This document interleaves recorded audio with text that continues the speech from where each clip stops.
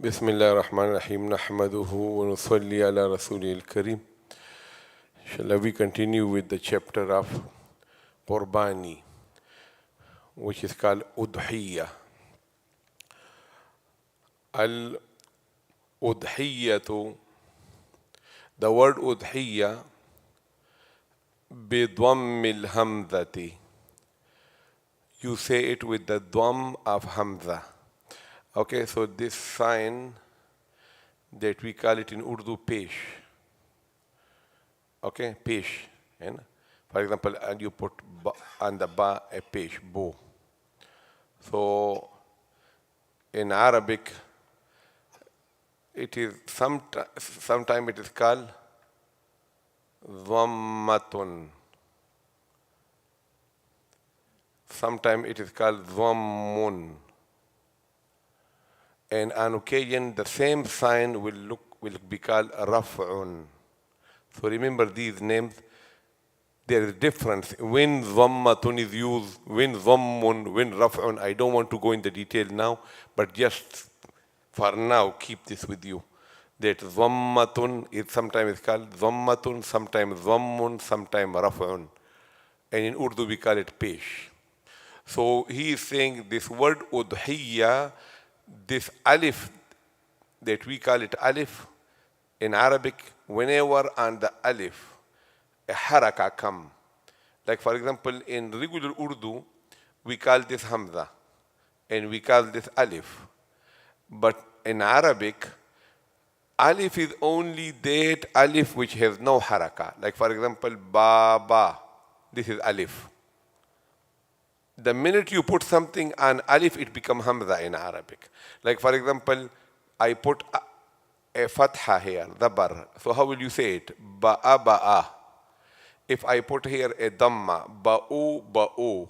If I put here a kasra, ba'i. So al, a, e, o is what? Hamza. It is not alif. Okay? So don't be confused that why you are calling it hamza. It looked like alif. No. Since it has a haraka on it now, so it is what? Hamza. It is not alif anymore. Okay? It doesn't matter why you write it like this or you write it like this. Okay? So this is Hamza. So this Hamza in Udhiyya can have Dhamma. Okay? Not this one. This one I mean, okay? This is Alif Lam. I'm sorry. So this one, Al-Udhiyya. This Hamza. This one. And sometimes on the alif they put a hamza also to make it more clear, like here.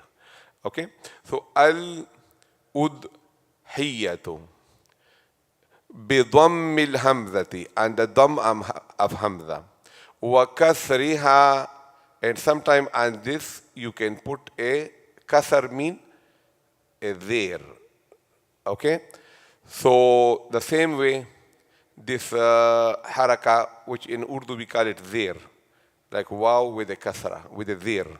So in Arabic, it will be called kasratun, kasrun, or jarrun.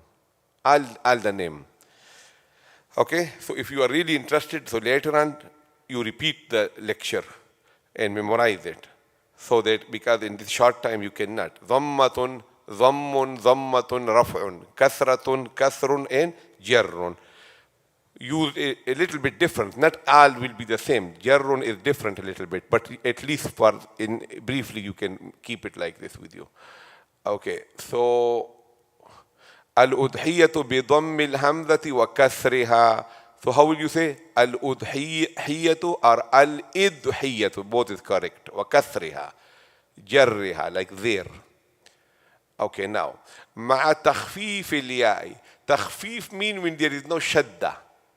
So they call what? Khafif. So you will say al-udhiyatu. No shadda here. This is called takhfiful ya. And the ya no shadda. Wa tashdeediha. And sometime on the ya there will be what? Shadda. Okay. So how many? Go ahead. How many way you can say this word? 4. Go ahead. So you can have hamza. Hold on. Turn it on. You can say it 4 ways. You can have Hamza on. Just mention that 4. Yes. Without detail. Just mention the 4 names. Al-Udhiyatu, Al-Idhiyatu, Al-Udhiyah. Udhiyatu, Al-Idhiyatu. Right? So this is the 4 way you can say it. What is this word is udhiyya? Ismun, this is a name. Lima, of that thing, which means of that animal. Yuzbahu, which is slaughtered. Yawmul adha, on the day of adha. Yawmal adha, okay? So whenever there is a time is mentioned, that time is called zarf. And zarf means container, where the fi'l or the action occurred in a container of the time, so that is called what? Zarf, okay? Like for example, you say, laqitu zaydan. I met Zayd yawman or al-yawma. So this zarf is actually a maf'ul. This is called maf'ul fihi. That the action occurred in that container of time. So since maf'ul always have fatha, nasab, so every zarf also, whenever you mention for an action a time frame, al-yawma, yawm al-jum'ati, yawm al-eid, so art will have what? Fatha, because it is zarf, and zarf is called what? Maf'ul fihi, that the action occurred in that container. Okay? So now, how you say? That al-udhiyatu بضم الهمزة وكسرها مع تخفيف الياء وتشديدها اسم, that is the name, lima, of that animal, yuzbahu, which is slaughtered yawm al-adha, on the day of Qurbani, on the day of Eid. This is the definition of udhiyya. Okay. والأضحية في الشرع, in Sharia, what is udhiyya? هي ذبح حيوان, and remember on the yad there is a fatha in Arabic. This is slaughtering of an animal, مخصوص, specific animal. Specific mean what? It has to be from na'am. It has to be a goat or a sheep or a cow or a buffalo or a camel. So this is called makhsus. Not everyone. Okay? Even if it is halal. But this has to be hayawan, makhsus, specified one. Biniyatil qurbati, with the intention of thawab. Because that animal you can slaughter with the intention to get halal meat. But no, it has to be with the qurba, with the thawab. Qurba means thawab. Fi waqtin makhsusin, in a specified time. Like today you slaughtered the same animal. And with the same intention of thawab, to get thawab, it's not going to be called udhiyya. In those days of Qurbani, which are 3 days, 10, 11, 12, specific animal with the intention of thawab that you slaughtered, that is called what? Udhiyya. Okay? So you might say that, look, I want to buy halal meat. So let me slaughter an animal in a regular day to get the reward of Qurbani also. So it will not be called udhiyya. Okay? Okay. Al-udhiyyatu wajibatun عند الإمام أبي حنيفة رحمه الله وعليه الفتوى. Okay, now look, when you say that this thing is in the Hanafi madhab, समझिए मेरी बात. So Hanafi madhab is mainly what? Imam Abu Hanifa. And his 2 students, the senior student is called Imam Abu Yusuf. And the junior one is called Imam Muhammad rahimahumullah. These are called Imamain. The 2 famous students of Imam Abu Hanifa are who? Imam Abu Yusuf and Imam Muhammad. Okay? So now when we say in Hanafi madhab, now today, so look, in a mas'ala, in an issue, Imam Abu Hanifa might have one opinion, and these 2 might together have a different opinion. This is one scenario. The second scenario is that Imam Abu Yusuf has one opinion, and these 2 have another opinion. Or another one can be what? That Imam Muhammad has one opinion, and they have another opinion. Okay, so now which opinion later on the scholars analyzed and approved, so that is called muftabihi qawl. That become the Hanafi madhab. So it might be the ruling of Imam Muhammad, but it is muftabihi qawl, so that will be Hanafi madhab. Imam Abu Hanifa is differing with him. Okay, so sometime the fatwa will be on the qawl of Abu Yusuf, sometime fatwa will be on the qawl of Imam Muhammad, sometime fatwa will be on the qawl of Imam Abu Hanifa. And that muftabihi qawl, that we practice for all till the day of judgment now, and that is called what? Hanafi madhab. So remember this thing. So now when we say Qurbani, so in Qurbani, look at this thing. Imam Abu Hanifa opinion is what? That Qurbani is wajib. And Imam Abu Yusuf and Imam Muhammad, what are they saying? It is sunnah. But look, what is fatwa? وَعَلَيْهِ الْفَتْوَى. Muftabihi qawl is which one? Bolo.